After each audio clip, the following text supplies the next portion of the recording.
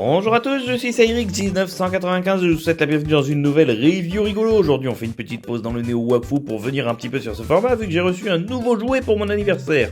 C'est pas n'importe lequel jouet, vous le connaissez sûrement, vous l'avez certainement déjà vu parce que c'est un truc extrêmement connu. Malgré tout on va essayer de l'observer sous tous les angles et de raconter un petit peu son histoire. Il s'agit de la Nintendo Entertainment System, plus connue sous le nom de NES aujourd'hui, mais à l'époque à sa sortie on l'appelait surtout la Nintendo, vu que c'était un peu la seule représentante du genre. C'est la grande première console Nintendo à être sortie à l'international et c'est son premier grand succès vidéoludique. Alors, pour résumer un petit peu l'histoire, il faut remonter au tout début des années 80, plus précisément en 1983. À cette époque-là, Nintendo, qui jusque-là fabriquait des cartes à jouer, s'était reconverti dans le jouet dans les années 60, avec notamment son ingénieur Gunpei Yokoi, puis dans les jouets électroniques à partir des années 70. Au début des années 80, ils se disent qu'ils vont essayer de surfer sur la nouvelle vague des consoles à cartouches interchangeables, comme on avait eu déjà la Magnavox Odyssey, la première du genre, mais aussi l'Atari VCS ou Atari 2600, la ColecoVision et l'Intellivision. Et ils décident donc de faire une machine dans un premier temps sur le sol japonais, qu'ils vont appeler Nintendo Family Computer, que nous on connaît surtout sous le nom de Nintendo Famicom, qui avait un design très différent de celle-ci. Comme c'est un succès retentissant au Japon, ils décident quelques années après de l'exporter en Amérique. D'abord, ils vont s'adresser avec le leader du jeu vidéo là-bas, Atari. Atari qui dit ça va pas la tête, qu'est-ce qu'ils foutent les nippons là? Il est hors de question qu'on distribue leurs consoles. C'est nous les leaders, c'est nous qui avons le contrôle et on n'a pas envie d'héberger un concurrent. Du coup, face à ce refus, Nintendo décide de distribuer la console eux-mêmes. Mais il faut savoir que à cette époque-là, en 1983, Atari n'est plus tant que ça en position de force. Ils ont eu un problème légal avec l'Atari VCS, avec Activision, qui a obtenu le droit de sortir autant de jeux qu'il voulait sur la machine. Et à partir de ce moment-là, quand ce procès a été perdu, tous les éditeurs de tous bords, y compris les moins scrupuleux, se sont mis à sortir des jeux dans tous les sens, ce qui a fait de l'Atari VCS une console de très mauvaise qualité, avec tout un tas de jeux hautement discutables, qui pourtant coûtaient très cher, faisant perdre la confiance des utilisateurs. En parallèle de ça, le micro-ordinateur se développe, on a des modèles comme le Macintosh, le Commodore 64, l'Atari ST ou ce genre de choses, qui viennent ébranler le marché des consoles, parce que c'est des machines qui, en plus de permettre de jouer à des jeux vidéo, peuvent faire bien plus de choses, notamment travailler, ce qui est quand même bien plus intéressant pour l'époque. Du coup, on a tendance à se dire que les consoles de jeux, c'est fini. C'est vrai en tout cas seulement sur le territoire américain. Au Japon, tout va très bien, la Famicom est un succès retentissant et il n'y a pas besoin de remettre en cause quoi que ce soit. Et en Europe, bon, en soi, on est plus micro-ordinateur qu'autre chose, mais on n'est pas hostile aux consoles de jeux comme le sont les États-Unis. Donc à ce moment-là, Nintendo décide de revoir le design de la Famicom. Il passe par plusieurs prototypes différents pour atterrir sur un truc qui ressemble à ça, avec ce design très emblématique qui évoque plus un magnétoscope qu'une console. Il faut savoir que Nintendo était tellement prudent sur le fait que le jeu vidéo avait mauvaise presse à l'époque, qu'ils ont vendu cette console sans mentionner le mot jeu vidéo plus nulle part. Ce n'est pas une console de jeu, c'est un jouet intelligent. Notamment de par le fait que... petite pause. Notamment de par le fait qu'elle n'est pas livrée avec avec seulement une manette comme accessoire, elle est livrée avec tout un tas de gadgets. Elle est livrée avec un pistolet optique que je ne pourrais pas vous montrer, mais qui permet du coup de viser sur la télé et de tirer un petit peu comme on tire au poulet à la fête foraine. Et elle est également livrée avec ce petit machin. Alors lui... vous ne le verrez pas forcément plus dans la vidéo parce qu'il a son histoire à lui tout seul et en plus celui que j'ai là ne fonctionne pas parfaitement, il a besoin d'une réparation, donc il aura peut-être certainement sa review rigolo dédiée quand il sera à nouveau réparé. Malgré tout, il est très important dans l'histoire de la machine puisque c'est en grande partie lui qui va aider à la dissocier de son image de console. J'en reparlerai plus en détail dans sa vidéo. Si vous voulez le voir, cependant, il y a une vidéo dans les inédits de la chaîne où on le voit fonctionner. Enfin, revenons du coup à la machine. Ça, du coup, c'est ce qu'on appelle le NES Control Deck. Évidemment, c'est une console de jeu, mais à l'époque, il ne fallait surtout pas l'appeler comme ça. C'était la base du système de jouets intelligent de Nintendo. Et d'ailleurs, tout est dans le nom, hein. Nintendo Entertainment System, c'est le système d'amusement Nintendo. Elle est donc sortie sous cette apparence aux États-Unis et en Europe. Elle est sortie aux États-Unis en 1985 et en Europe un petit peu plus tard. En France, sauf erreur de ma part, elle est sortie en 1987 à un prix assez prohibitif. C'est-à-dire, elle n'était pas spécialement peu chère parce qu'elle était quand même très bien équipée technologiquement, mais elle n'était pas non plus hors de prix comparée à d'autres machines de l'époque. Donc ça en faisait une machine très intéressante. Elle est équipée du MOS 6502, le processeur phare de Commodore, dont le Commodore 64 possède un dérivé, qui était un très bon processeur 8 bits pour l'époque. Et elle était capable de certains nombres de choses qu'on ne voyait jusque-là que dans les jeux d'arcade, comme notamment gérer des scrollings, gérer plusieurs sprites en même temps, enfin tout un tas de choses. C'était une sacrée machine pour son époque. Qu'est-ce que je voulais dire de plus?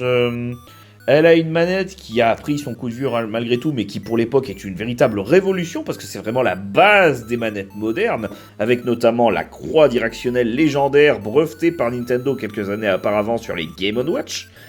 Les boutons Start et Select, Select pour sélectionner dans le menu, Start pour faire pause, et les deux boutons d'option A et B. Jusque-là, aucune manette avant la NES n'avait ce design-là, et encore aujourd'hui, les variantes qu'on utilise sont toujours basées sur ce principe de direction à gauche, contrôle à droite. C'est vraiment le début de la révolution du vidéo gaming. Dis n'importe quoi. Mais c'était vraiment révolutionnaire pour l'époque, et ça a établi tout un tas de standards qui se démocratiseront par la suite. En ce qui concerne la machine en elle-même, alors, comme vous voyez, du coup, et pour ne pas qu'elle ressemble à une console de jeu, qui la plupart du temps avait une cartouche qui se chargeait sur le dessus, celle-ci avait un système de clapet qui fonctionnait un petit peu comme un magnétoscope. Attendez, je vais chercher une cartouche, je vous montre ça tout de suite. Hop là. Tortue Ninja sur NES, un grand cru qu'il ne faut plus présenter. Allez voir la vidéo du joueur du grenier si vous ne savez pas de quoi je parle. Hop. Ça s'ouvrait comme ceci, on mettait la cartouche comme ça, c'est tellement bien foutu que normalement si on le fait bien, elle glisse toute seule, et après on appuyait dessus, hop, c'est un peu compliqué, voilà, on l'enfonce bien, et après, schlac, et là la cartouche était insérée, on n'avait plus qu'à appuyer sur le bouton Power, et la machine se lançait. Bien évidemment, je vous montrerai un petit peu la machine en état de marche, mais on verra ça un petit peu après, parce que là, elle est évidemment sur mon bureau, elle va pas fonctionner comme ça. Et pour l'éjecter, on appuyait, et on dirait un grand coup. Hop, c'était plutôt satisfaisant, bien que ce mécanisme était évidemment plus complexe qu'un système de cartouche classique et que du coup il avait ses défauts. C'est la maladie principale de la NES aujourd'hui, son mécanisme à ressort a tendance à fatiguer. En ce qui concerne la mienne, ça va plutôt bien. Sinon, pour parler du design de la console en détail, comme vous le voyez, elle est vraiment très dans son époque des années 80, avec une dominante gris-beige, enfin plus gris que beige, c'est surtout qu'elle a un petit peu jauni, quoique pas trop encore, ça va, celle-là elle est relativement en bon état, avec du noir, du gris plus foncé, et notamment ces fausses grilles d'aération, qui étaient très populaires sur les machines d'époque. Le Commodore 64 en a aussi, l'Atari ST il en a une vraie, le Macintosh il en a sur les côtés, enfin voilà, c'était vraiment le même genre de langage typique des années 80. La machine en elle-même a pas de grande fioritures, elle est très très simple, on a de quoi passer le câble, ça je sais même pas à quoi ça sert, c'est juste pour faire tenir les vis apparemment. À l'arrière, vous avez simplement le port d'alimentation et le port de sortie. C'est un port propriétaire qui n'a jamais été réutilisé par la suite, même si Nintendo a pris par la suite un port qui a été réutilisé sur la SNES, la N64 et la GameCube. Donc là, il peut être converti soit en signal RGB, soit en signal RCA, et surtout en France, il est converti en signal Péritel, fierté française. Hop. Ici, pas grand chose de plus, un petit peu d'aération, pas grand chose parce que le processeur 6502 c'était vraiment pas un processeur qui chauffait beaucoup. Et la particularité qu'elle a, c'est le dessous de la machine. Alors là déjà on voit un certain nombre d'informations, donc on voit que c'est le modèle français, on voit qu'elle fonctionne en 50 Hz parce qu'à l'époque, les horloges processeurs étaient synchronisées sur la fréquence du courant. Donc en Amérique, on utilise du 110 volts, en Europe, on utilise du 220-240, ce qui fait qu'en Amérique, on arrivait à synchroniser l'horloge sur 60 Hz, en Europe, on la synchronisait sur 50 Hz. Et ça induisait un certain nombre de choses, notamment que les jeux fonctionnaient plus ou moins différemment, souvent plus lentement, parfois plus rapidement, entre l'Europe, les États-Unis, le Japon, enfin tout ça. C'était le fameux zonage de la console, qui sur la NES est très compliqué à retirer. Là, on a son numéro de série, et là, on a un espèce de petit cache. Si on le retire, on accède à cette étrangeté. En fait, sous ce cache de plastique, il y a un connecteur. C'est un connecteur qui devait servir à connecter des périphériques sur la NES, un peu comme la Famicom avait son Famicom Disk System et tout un tas de choses du genre. Ça n'a jamais été utilisé par Nintendo, ce qui fait que d'ailleurs sur cette version-là, il a été scellé. Malgré tout, il est toujours présent. Je me demande d'ailleurs si quelqu'un a réussi à faire quelque chose de ce connecteur, s'il a été reverse engineeré ou quoi. Je n'en ai aucune idée. Pour ce qui est des ports manettes, elle en a 2.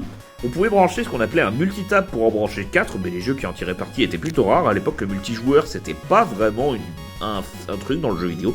C'est vraiment la Nintendo 64 qui a inauguré ça, parce qu'à l'époque, dans les salles d'arcade, on jouait traditionnellement à 1 ou à 2. La NES respectait beaucoup ce principe. Les débuts de la NES, elle avait des jeux qui étaient très typés arcade. C'était vraiment des portages de l'arcade assez conventionnels, où il fallait se courir le plus possible, et qui étaient souvent très durs, très punitifs, et surtout très courts.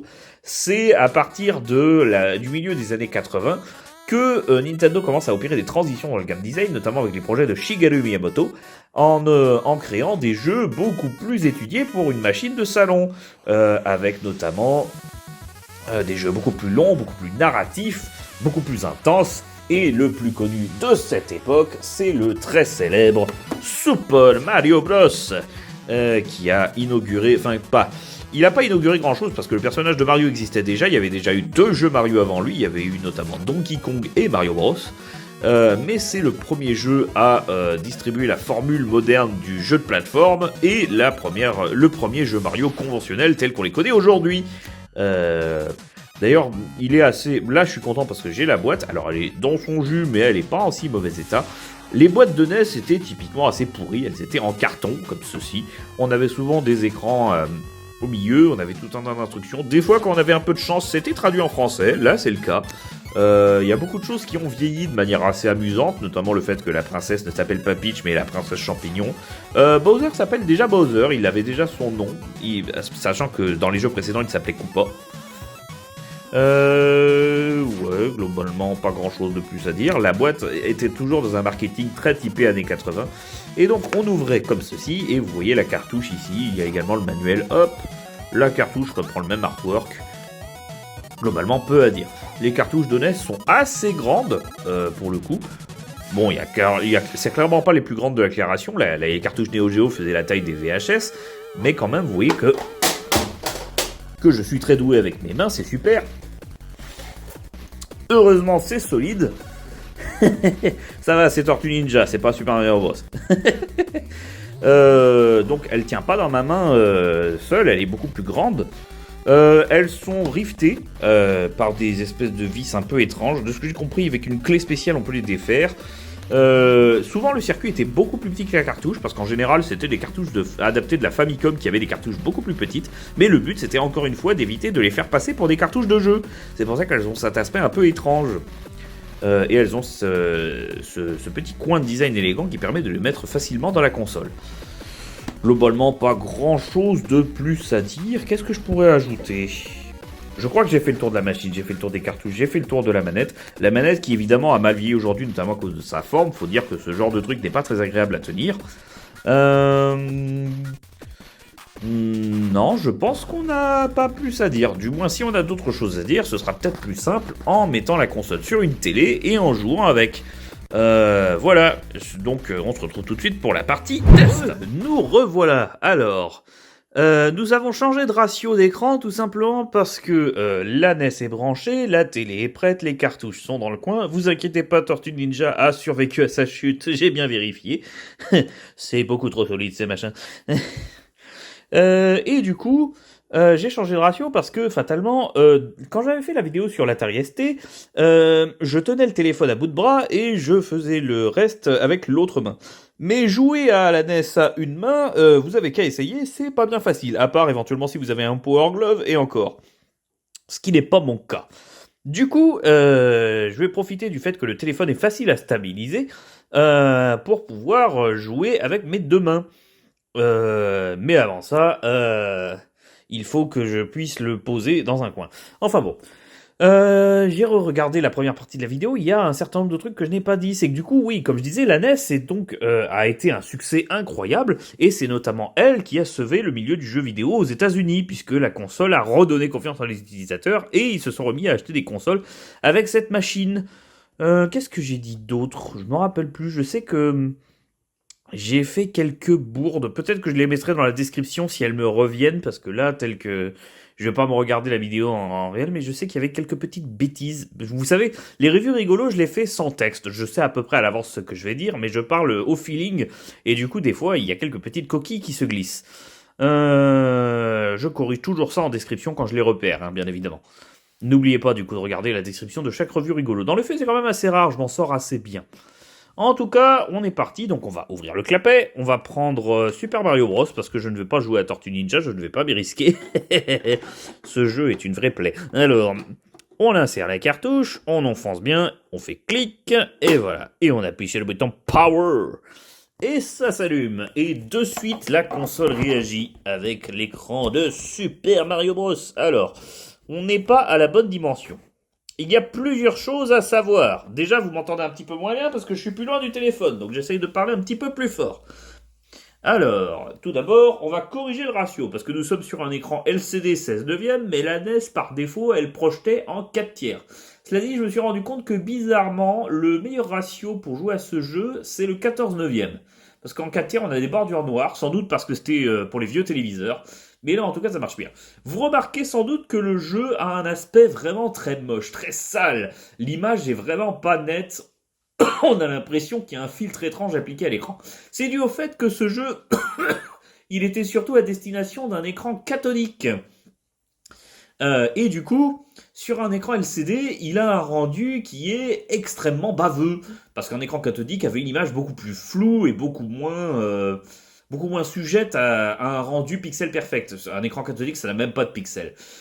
Du coup, on a ce rendu-là sur un écran LCD. Malheureusement, même si j'ai des écrans cathodiques, je n'en ai aucun qui est capable de faire fonctionner la NES, donc on va devoir se contenter de ça. On va appuyer sur Start, du coup. Là, on arrive au menu, on fait Start, on arrive au début du jeu. Et on arrive, voilà, on est Mario. Hop, vous connaissez sûrement ce jeu, c'est un classique. Vous entendez du coup le son emblématique de la NES, c'est un synthétiseur 8 bits avec 5 canaux. On a un canot d'onde triangulaire qui est souvent, enfin en dents de scie qui est souvent utilisé comme basse, deux canaux d'onde pulsée qui sert souvent pour la mélodie, qui peuvent faire des carrés ou des trucs un petit peu plus complexes, un canot de bruit qui sert généralement à faire la batterie, et un canot qui n'est pas utilisé par Mario Bros qui sert à préenregistrer des trucs, qui pouvaient faire des voix digit ou certaines percussions préenregistrées. Et je suis vraiment pas bon. Il faut savoir que Super Mario Bros, je l'ai fini plusieurs fois, mais c'était sur émulateur et sur clavier. Et j'ai déjà beaucoup plus de mal à la manette, notamment parce que sur clavier, en général, je joue avec les flèches, ce qui fait que j'ai les directions à droite et les contrôles à gauche. Or, comme je l'ai dit tout à l'heure, sur NES, c'est l'inverse. La convention veut plutôt qu'on utilise les contrôles à droite et la direction à gauche. Hop. Mais je m'en sors malgré tout. Hop là. Comme vous voyez, bon, il n'y a pas grand chose à dire, c'est un jeu qui est très conventionnel aujourd'hui et dont tout le monde a déjà tout dit, mais vous le savez, je vous l'ai dit tout à l'heure, c'est le premier grand jeu de plateforme populaire avec un système de scrolling, c'est-à-dire de défilement de l'écran. Ça existait déjà avant lui, mais c'est lui qui l'a démocratisé, et c'est lui qui a quelque part mis un peu les points sur les i sur qu'est-ce que c'est qu'un bon jeu de plateforme. Même s'il a ses défauts aujourd'hui, notamment une difficulté un peu punitive par moment. Un des gros inconvénients qu'il a, c'est qu'on ne peut pas revenir en arrière, le scrolling ne fonctionne que d'un seul côté. Hop. Ce qui servait d'ailleurs pour faire des espèces de pièges. Le fait qu'on n'a que 5 canaux est très limité et par moment, on a des sons qui sautent rapidement. Par exemple, quand on attrape plein de pièces, on n'entend plus la mélodie, on entend juste la basse en général. Vous l'allez certainement l'entendre dans le second niveau, le niveau de la cave. Hop. Ouais, on arrive à peine à déchiffrer le symbole des blocs de point d'interrogation, c'est-à-dire le point d'interrogation. Alors moi je suis plutôt complétionniste sur Super Mario Bros. Il y a des gens qui tracent sans rien ramasser, moi j'ai tendance à m'attarder sur un petit peu tout. Après bon, chacun son style de jeu. Comme je disais, j'ai fini le jeu une fois il y a longtemps et je ne l'ai jamais refini depuis. C'est drôle, j'arrivais à sauter là-dessus d'habitude. Là, je n'y arrive pas. J'ai quelques suspicions parfois que cette NES est un petit peu fatiguée parce qu'il y a quelques bizarreries dans le comportement du jeu que je ne retrouve pas comparé à un émulateur. Comme le fait que justement je n'arrive pas à monter sur ces plateformes ou que parfois il y a des clignotements qui se déclenchent. Alors, il faut savoir que la NES peut afficher une vingtaine, ou je crois, enfin une quinzaine environ de sprites en même temps. À partir de là, elle commence à méchamment clignoter et c'est très désagréable. Mais beaucoup de jeux faisaient fi de ça, notamment les Lemmings qui étaient bourrés de clignotements, qui étaient un très mauvais portage. Hop, là, et là, vous voyez, les Goombas clignotent un peu. Ce qui m'étonne, c'est qu'ils sont pas, sauf faire de ma part, censés clignoter. Là, c'est-à-dire la NES est largement dans son fonctionnement classique. Donc j'ai l'impression que cette NES est peut-être un petit peu fatiguée. Faut dire qu'en même temps, elle a plus de 40 ans. Donc bon, on va pas lui demander d'être parfaite, vu son âge. Surtout que je n'ai aucune idée de son état interne. Je ne sais pas si elle a été réparée, restaurée, ou si elle est dans son jus et qu'elle a juste survécu toutes ces années. Je suis en faisant le monde 2, tiens, j'aime bien le monde 2. On a du coup exploré la Warp Zone, vous connaissez sans doute les secrets de Mario Bros. Mario Bros qui ne possédait pas de sauvegarde. Certaines cartouches de la NES étaient munies de piles de sauvegarde, mais c'était mine de rien les cartouches de fin de vie de la console. En général, soit on avait des jeux très courts comme Mario Bros qui du coup n'ont pas de sauvegarde, soit on avait... qu'est-ce que je voulais dire des jeux à mot de passe. Oui, voilà, c'est ça. Mais les derniers jeux qui sont très très beaux d'ailleurs, comme Kirby's Adventure que je vous avais montré, que j'aurai bientôt parce que je l'ai commandé pour cette machine. Ah super, je l'ai eu pile à temps. Donc je disais, comme Kirby's Adventure avait des piles de sauvegarde et tous les derniers ajouts, c'était quasiment des jeux 16 bits à ce stade. On avait notamment The Legend of Zelda aussi qui avait une pile de sauvegarde, le premier. Hop, que je n'ai pas. Bah de toute façon c'est simple, je n'ai que les deux jeux que je vous ai montrés. Peut-être que j'en prendrai d'autres. Hein. Après bon, honnêtement, je ne sais pas, parce que je vous avoue que la NES c'est une très belle machine, c'est un super cadeau et je suis ravi. Mais c'est quand même une console qui aujourd'hui, quand on ne l'a pas connue à l'époque, se joue nettement mieux sur émulateur, particulièrement si on n'a pas un écran cathodique, parce que là je vous avoue que c'est très rigolo de l'avoir fonctionné, mais l'expérience est clairement pas optimale.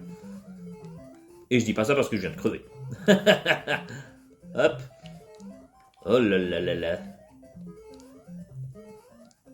Le son est très clean. Alors c'est pas de l'analogique, c'est des oscillateurs numériques. Donc elle produit un son qui est pas parfait en théorie, mais qui est devenu tellement emblématique qu'encore aujourd'hui énormément d'artistes l'utilisent. Et pas forcément des artistes spécialisés dans le jeu vidéo. Il y a aussi des artistes spécialisés dans la musique populaire. On retrouve des sons de NES un petit peu partout, un petit peu comme le Casio VL1 dont je vous avais parlé sur une review précédente. Et on a bouffé un game over. Aïe aïe aïe, je suis vraiment pas bon. Allez, pour le fun, on va tenter de mettre un Tortue Ninja quand même. Alors, il faut éteindre la machine, parce que sinon, quand on change la cartouche et qu'elle est allumée, elle n'aime vraiment pas ça.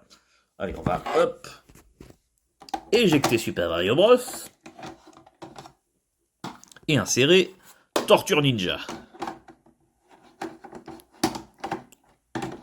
Qui n'a pas envie. Bah alors.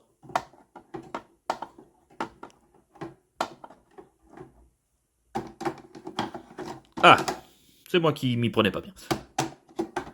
Et voilà, hop, Power. Voilà, Tortue Ninja, donc produit par Konami, qui possédait la licence à l'époque. Alors, on revient en ratio, format écran. On a une petite intro sympa, avec les tortues qui se transforment.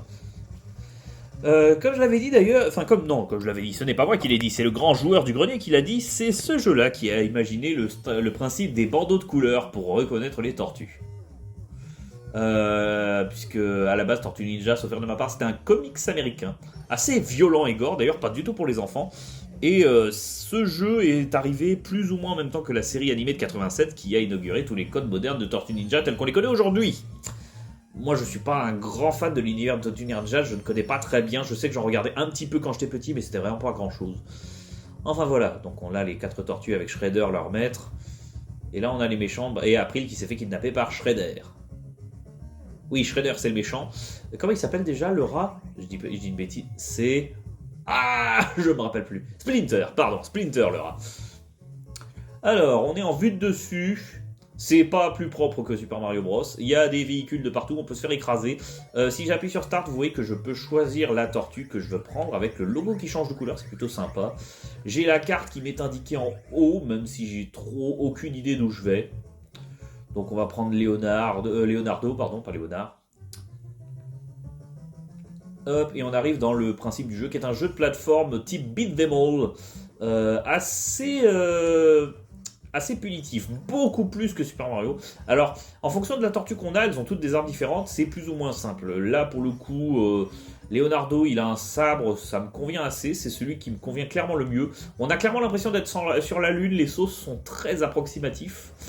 Après, ouais, il y a Raphaël notamment qui est connu parce qu'il a des sailles qui ont une portée ridicule. Vous voyez que j'ai ma vie en bas, hop, et que je bouffe pas mal de vie dans la gueule. Je fais un peu ce que je peux, mais je ne suis pas très bon. Ce jeu est réputé pour être particulièrement frustrant. Alors, le joueur du grenier, il paraît qu'il en fait un petit peu des caisses dans sa vidéo. N'ayant pas connu ce jeu dans mon enfance, je ne sais pas, mais je sais que ce jeu reste réputé pour sa difficulté. Après, c'était le cas de beaucoup de jeunesse. C'était une console où beaucoup de jeux étaient très punitifs à l'époque. Là, on a eu une espèce de mini-boss. Je sais même pas ce que j'affronte, ça ressemble à rien. Ça ressemble à rien surtout de ce qu'il y avait dans l'univers de Tortue Ninja. C'est un truc qui a été souligné. On reconnaît quelques personnages, c'est-à-dire il y a le... Il y a... il y a plein de trucs, il y a le Technodrome de mémoire, il y a Shredder, il y a... Voilà. Et on retrouve ces sous-fifres là, je me rappelle plus comment ils s'appellent. Ah, une pizza, cool. Ouh là là, ça donne très peu de vie la pizza. Et donc on ressort.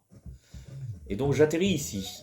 Et sauf faire de ma part, je suis juste un petit peu plus loin que ce que j'avais. Mais voilà, j'aurais pu y accéder sans passer par les égouts. Je n'ai aucune idée d'où il faut aller. Mais bon, on continue au pif. Hein. Oh là là là, c'est la foire à la saucisse. Il y a vraiment plein de trucs. Ah d'accord, cool. Ah non, pas cool en fait. Ah non, j'aime pas du tout. J'ai moyen de revoir mon sabre, s'il vous plaît. Putain. C'est rigolo les shurikens, mais ouais, il faut tirer de loin en fait. Et le fameux bruit. Alors, il s'est déclenché. Des fois, au bout d'un moment, il s'arrête. Mais le fameux bruit qui faisait péter des câbles aux joueurs du grenier quand on a peu de vie. Clairement, sur émulateur. Oh là là là là là là. Sur émulateur. Oh là là là. Vous l'avez vu clignoter. Vous la voyez clignoter là? Je sais pas si c'est normal. Comme j'ai dit, la NES clignote quand elle a trop de trucs affichés à l'écran. Mais là, je suis surpris que ça lui arrive si tôt. Je sais pas s'il y a trop de trucs. Donc je me dis peut-être que celle-ci est trop endommagée. Alors là, on a affronté... machin. Je me rappelle plus comment il s'appelle. Alors on va prendre... Donatello. Ah, je réapparais ici. Alors Donatello, j'ai déjà un petit peu plus de mal. Il a un bâton qui a beaucoup d'allonge, mais qui frappe toujours un petit peu haut, notamment pour les petits monstres casse-pieds là. Donc je dois viser vers le bas, mais c'est pas forcément, je trouve pas ça bien évident. Bon, ça se fait, cela dit. Hop. Pour l'instant, ça va. Il y a le fameux niveau du barrage qui a traumatisé plus d'un gamin, de ce que dit... si on en croit le JDG, alors on doit le défoncer, sauf que lui, il me défonce plutôt bien. Je l'ai eu. Bon, on a entendu le bruit quand même. Sauf qu'il a pris Alice, donc du coup... Alice. C'est pas Alice, c'est April. Pardon, April O'Neil. Oh là là là là. Les fans de Tortue Ninja doivent me détester. Alors là, je rentre dans un bâtiment et c'est la merde. J'avance. J'ai aucune idée d'où je vais. Hein. Là, il y a une porte, mais la porte n'est qu'esthétique apparemment. Il y a une pizza là-haut. Alors, je suppose qu'il faut monter à l'échelle.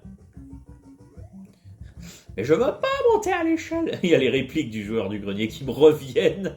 Il y a quand même certains trucs que je comprends, effectivement. L'avantage voilà, de Donatello, c'est que son bâton passe à travers les murs, donc du coup, on peut faire le ménage avant de se faire tataner la gueule. Alors lui, il est chiant, là, en face. Oh là là là là. Ah ben, on a perdu Donatello. Là, on va passer sur les deux moins bons du groupe. Alors évidemment, on évite à tout prix Raphaël. On n'a pas de checkpoint à proprement parler. Ouais, déjà, là, c'est un peu moins bien.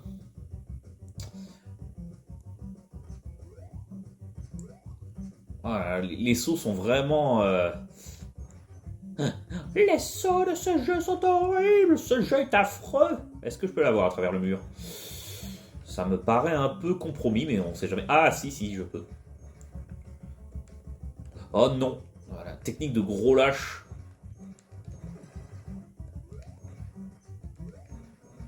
Il a une tronçonneuse. Je viens de voir ce que c'était, je comprenais pas.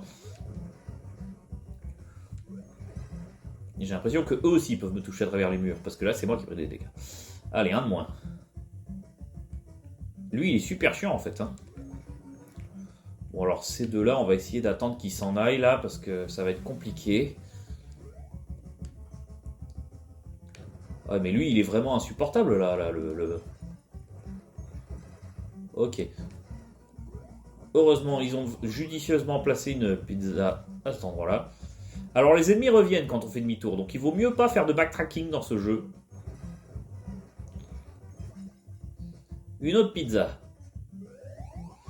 Et il semblerait, alors c'est un truc connu de ce jeu, que j'ai fait tout ça pour ça, parce que maintenant il va falloir que je me tape demi-tour.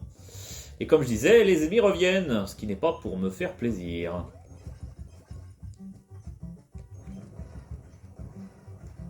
Et ce qui fait qu'au final, pour une pauvre pizza, on perd plus de vie qu'on en a ramassé. Le bruit.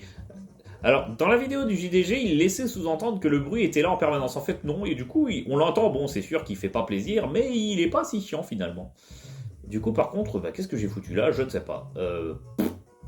Il faut tester tous les trous jusqu'à ce qu'on trouve le bon trou. Ce qui est particulièrement chiant, Bon, on va devoir se taper Raphaël, le plus nul. Oh là là, il faut éviter les bagnoles, bien évidemment. Ah, pizza. Bah, ça a l'air d'être une sortie. Voilà, et hop, et là, je vais essayer de remonter. Moi, je venais juste prendre une pizza. Voilà, je sais pas où je vais, j'ai aucune idée d'où je vais. Et donc Raphaël, il a des sailles et clairement la portée est ridicule. Vous voyez que là, par exemple, si je passe pas en force en perdant plein de vie, je n'ai aucune alternative. Parce que clairement, Raphaël ne peut rien taper du tout de loin. Ce qui est très chiant avec ces gars, notamment qui ont des shurikens. Ah, il y avait une vie là-bas. Eh ben, on l'aura pas. Voilà, c'était donc Tortue Ninja sur NES, c'était donc un aperçu de la NES. Et voilà un dernier plan de la NES qui se repose sur pour conclure la vidéo, parce que je viens de me rappeler de ce que j'avais oublié de dire au début de la review rigolo. Pour ne pas reproduire la catastrophe qu'avait fait Atari avec sa VCS, Nintendo a mis en place le fameux système du Nintendo Seal of Quality, ce sceau qu'on voit toujours sur les Nintendo aujourd'hui, qui veut dire que les jeux sont approuvés par l'éditeur. Nintendo n'autorisait à un éditeur que de produire 5 jeux maximum par an, ce qui fait que ces jeux se devaient d'être bons pour être rentables. Il n'y avait plus moyen de rentabiliser son temps de développement en développant à la chaîne et en mitraillant comme pas possible, comme le faisaient les éditeurs sur l'Atari. C'est une partie de ce qui a aidé le succès de la NES et aussi qui a énormément aidé Nintendo à gagner plein de fric, parce que se procurer le Seal of Quality, c'était assez cher. Ça pouvait aussi dissuader les développeurs amateurs de sortir des jeux sur la machine. Est-ce que c'était un bon choix? Je sais pas. En tout cas, ce qui est sûr, c'est que ça a contribué au succès de la machine. En tout cas, je pense qu'on a cette fois-ci fait le tour de tout ce qui concerne la NES de près ou de loin. Vous trouverez sans doute des vidéos plus pointues ou moins pointues ailleurs. Il y a de tout. Il y a Edouard, il y a Satisfac et tout. Enfin, les gens qui parlent de la NES sont quand même très nombreux sur le net. Également, les gens qui montrent des jeux. Même moi, d'ailleurs, j'en ai montré, puisque je vous ai montré Pokémon...